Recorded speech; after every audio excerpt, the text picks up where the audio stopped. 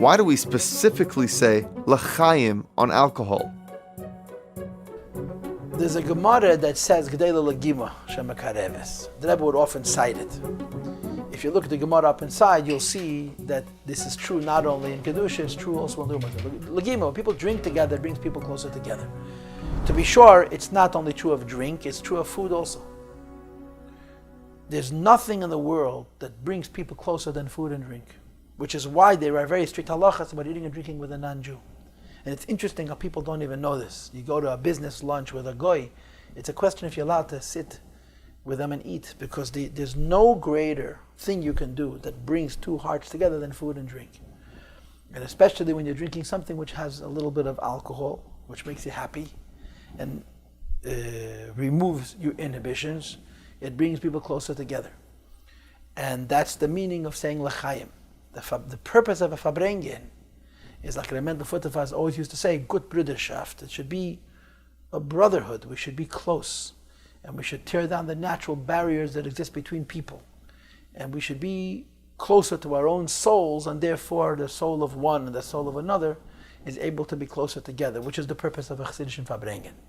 And that's why Chassidim say l'chaim. There's also an old Chassidic expression that quotes the Chazal that say, Mashkin asabahim lefnei hashchita.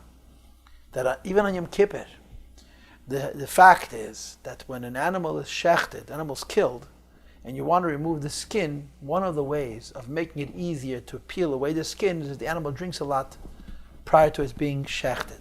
So before they would slaughter an animal in the Beis Hamikdash, they would give them to drink a lot of water, which made it easier to remove the skin once they had shechted it. So on Yom Kippur, they did it in a gold basin. Everything on Yom Kippur is ein aniyas b'makam ashiras. So the animal had to drink water for practical reasons, but he drank it out of a gold basin. And the nimshal is that a fabrengen is a shchita. Now, shchita doesn't mean to kill. Shchita means to raise up.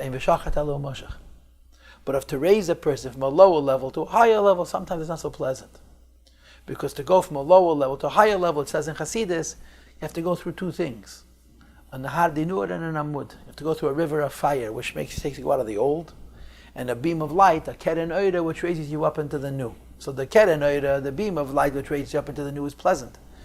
But the nahar dinur, the river of fire, isn't so pleasant. So there's the mashkinas. You make it a little easier to make the transition by saying a little bit of l'chaim. But you know and I know that the Rebbe was very serious and very intent on limiting how people say l'chaim. The Rebbe was very concerned not only about chilul Hashem, but about the abuse of mashke, where drinking in the name of Chassidus has the exact opposite effect of Chassidus. And it's really very serious that people until 40 should keep the gezeda that the Rebbe made very clearly and repeated so many times. I mean, there's few things that the Rebbe repeated so many times like his gezeda about mashke.